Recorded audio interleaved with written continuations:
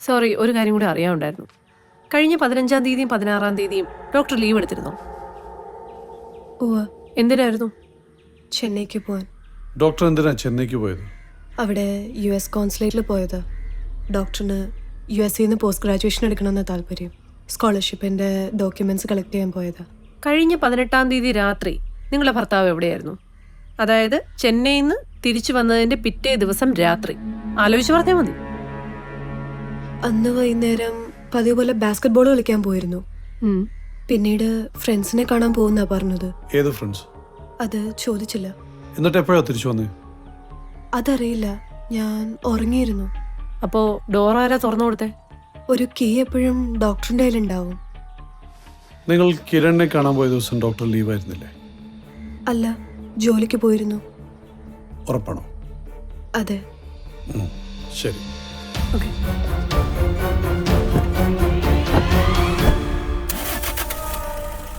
ഭാര്യ കാമുകനെ കാണാൻ പോയ അതേ ദിവസം ഡോക്ടർ ലീവ് എടുത്തിരുന്നു.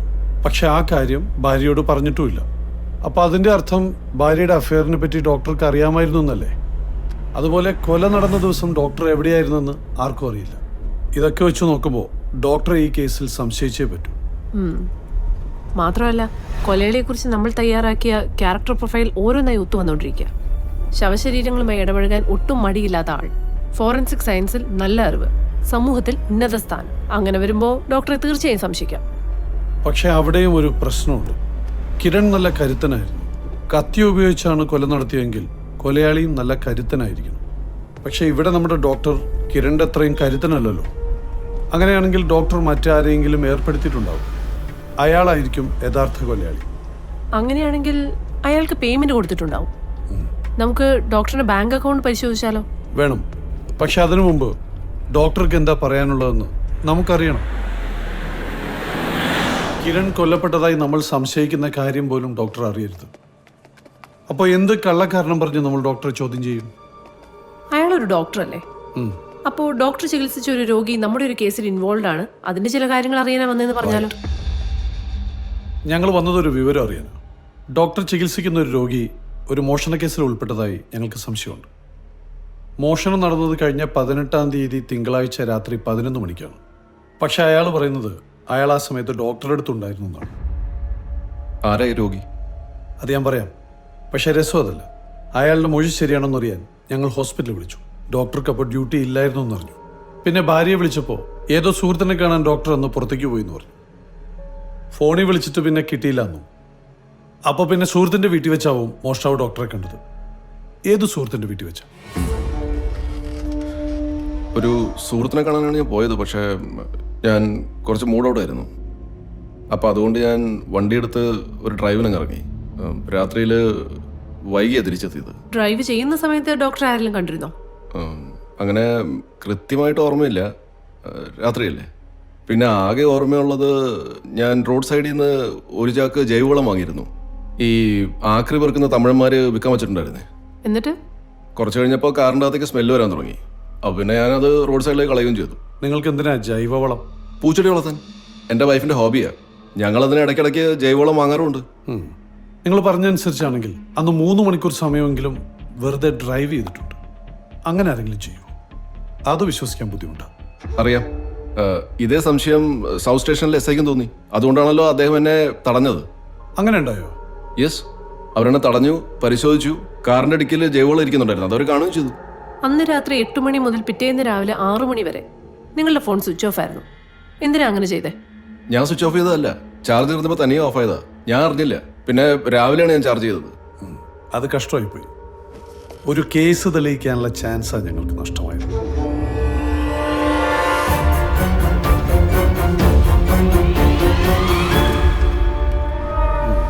ഡോക്ടർ പിടിതരുന്നില്ലല്ലോ. അയാളുടെ കോൺഫിഡൻസ് കാണുമ്പോൾ അയാൾ നിരപരാധിയാണോ എന്നാ സംശയം. ഏത് കേസിലും ഒരു വീക്കസ്റ്റ് എലമെന്റ് ഉണ്ടാവും. നമ്മളെപ്പോഴും അവരെ വേണം ടാർഗറ്റ് ചെയ്യാൻ. ഈ കേസിൽ ഡോക്ടറുടെ ഭാര്യയാണ് വീക്കസ്റ്റ് എലമെന്റ്. നമുക്ക് അവരെ തന്നെ ടാർഗറ്റ് ചെയ്യാം. അവരൊന്നും പറയുന്നില്ലെങ്കിലോ? അവർക്ക് എന്തെങ്കിലും അറിയാമെങ്കിൽ അത് നമുക്കും അറിയാൻ പറ്റണം. അല്ലെങ്കിൽ അത് നമ്മുടെ കഴിവുകേടാണ്. We will shake it out. ഇതൊരു പ്രാക്ടീസായി എടുത്തോളൂ. Meera, you are going to question her. അത് വേണോ സർ? വേണം. മാഡം എന്താ ഇങ്ങനെ ചോദിക്കുന്നേ? ഉത്തരം പറയൂ. കിരൺ നിങ്ങളുടെ ലവർ ആയിരുന്നില്ലേ? അതെ, പക്ഷേ അതെല്ലാം കോളേജിൽ വെച്ച് അവസാനിപ്പിക്കുകയും ചെയ്തു. വഴക്കിട്ട് പിരിഞ്ഞതിന് ശേഷം നിങ്ങൾക്ക് അയാളെ ഭയങ്കര വെറുപ്പായിരുന്നു അല്ലേ? ഉം, അതുകൊണ്ടല്ലേ അയാളെ മാത്രം കല്യാണത്തിന് വിളിക്കായിരുന്നു? അതെ. അത്രയും വെറുക്കുന്ന അയാളെ നിങ്ങൾ എന്തിനാ അങ്ങോട്ട് ഫോൺ വിളിച്ചേ? പറയേ, എന്തിനാ വിളിച്ചേ? കിരണിനെ വിളിച്ചതിന് ശേഷം അന്ന് തന്നെ ബാങ്കിൽ നിന്ന് 5 ലക്ഷം രൂപ എടുത്തതിന് തെളിവുണ്ട്. എന്തിനായിരുന്നു അത്? എൻ്റെ ഒരു പേഴ്സണൽ ആവശ്യത്തിനായിരുന്നു. വാ, അകത്തോട്ടിരിക്കാം. ബാങ്കിലെ റെക്കോർഡ് അനുസരിച്ച് 2000-ന്റെ 200 നോട്ടും 500-ന്റെ 200 നോട്ടുമാണ് നിങ്ങൾക്ക് തന്നത്. അതായത് 2000-ന്റെ 2 കെട്ടും 500-ന്റെ 2 കെട്ടും.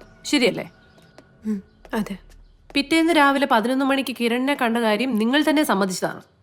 അരമണിക്കൂറിന് ശേഷം കിരണിന്റെ അക്കൗണ്ടിൽ അയാൾ 5 ലക്ഷം രൂപ ഡെപ്പോസിറ്റ് ചെയ്തിട്ടുണ്ട്. 2000-ന്റെ 200 നോട്ടും 500-ന്റെ 200 നോട്ടും. അത് യാദൃശ്ചികമാണെന്ന് തോന്നുന്നുണ്ടോ? നിങ്ങൾ കൊടുത്ത രൂപ തന്നെയാണ് അയാൾ സ്വന്തം അക്കൗണ്ടിൽ ഡെപ്പോസിറ്റ് ചെയ്തിരിക്കുന്നത്. അതാർക്കും മനസ്സിലാവും. നിങ്ങൾ എന്തിനാണ് ഇതൊക്കെ ഭർത്താവ് അറിയാതെ മറച്ചു വെച്ചത്? ഒരു നല്ല ഭാര്യ ചെയ്യുന്ന കാര്യമാണോ അത്? നിങ്ങൾ അയാളെ പലതവണ ഫോണിൽ വിളിച്ചിട്ടുണ്ട്. വിളിച്ച സമയം നോക്കൂ. നിങ്ങൾ തമ്മിലുള്ള സംസാരം മുഴുവൻ നടന്നത് ഭർത്താവ് ഡ്യൂട്ടിക്ക് പോയ സമയത്താണ്. ഇതെല്ലാം കൂട്ടി വായിച്ചാൽ ഒറ്റ അർത്ഥമേ ഉള്ളൂ. ഭർത്താവ് അറിയാതെ നിങ്ങൾ പഴയ കാമുകനുമായി രഹസ്യബന്ധം തുടങ്ങിയിരിക്കുന്നു. ശരിയല്ലേ? അല്ല, അങ്ങനെയല്ല. എന്നെ വിശ്വസിക്ക്. ഞാൻ വിശ്വസിക്കില്ല. ഞാൻ ഡോക്ടറിനോട് ഒരിക്കലും അങ്ങനെ ചെയ്യില്ല. എങ്കിൽ പിന്നെ ഒറ്റ സാധ്യതയുള്ളൂ. പഴയ കാര്യങ്ങൾ പറഞ്ഞ് അയാൾ നിങ്ങളെ ബ്ലാക്ക്മെയിൽ ചെയ്തു കാണും. നിങ്ങളിപ്പോൾ ഒരു വിക്ടിം മാത്രമാണ്. ഇവിടെ നിങ്ങൾ സഹകരിച്ചില്ലെങ്കിൽ കാര്യങ്ങൾ ഞങ്ങൾ കൈവിട്ടു പോകും. അതുകൊണ്ട് സത്യം പറയും, അയാൾ നിങ്ങളെ ഏതെങ്കിലും രീതിയിൽ ബ്ലാക്ക്മെയിൽ ചെയ്തോ? എന്താ ഉണ്ടായേ? സ്റ്റഡി ലീവായിരുന്നു. കമ്പൈൻ സ്റ്റഡിക്ക് ചെന്നപ്പോൾ അയാൾ എന്നെ മനസ്സിലായി.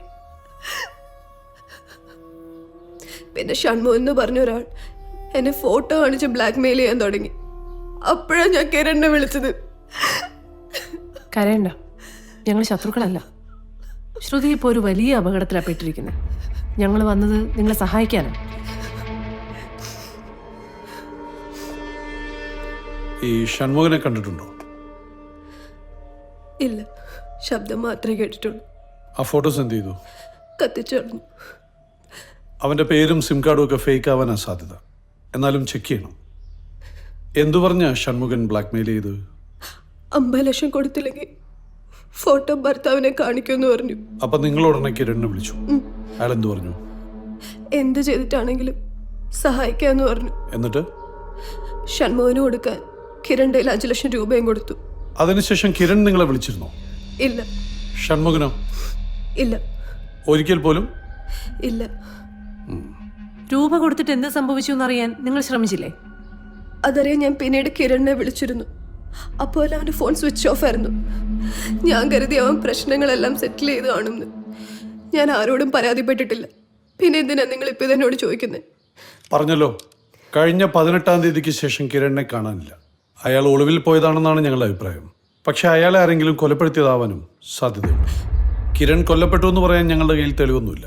പക്ഷെ അങ്ങനെ ഒരു സാധ്യതയെക്കുറിച്ച് പോലീസിന് സംശയിച്ചേ പറ്റൂ. അങ്ങനെ സംഭവിച്ചിട്ടുണ്ടെങ്കിൽ നിങ്ങളുടെ ഭർത്താവിനെ ഞങ്ങൾക്ക് സംശയിക്കേണ്ടി വരും. നോ സർ, ഡോക്ടർ ഒരിക്കലും അങ്ങനെ ചെയ്യില്ല. അത് ശരിയായിരിക്കാം. പക്ഷെ ഞങ്ങൾക്കൊരാളെ കുറ്റവാളിയിൽ നിന്ന് സംശയിക്കാൻ 3 കാര്യങ്ങൾ ഒത്തുവരണം. Motive, means, opportunity.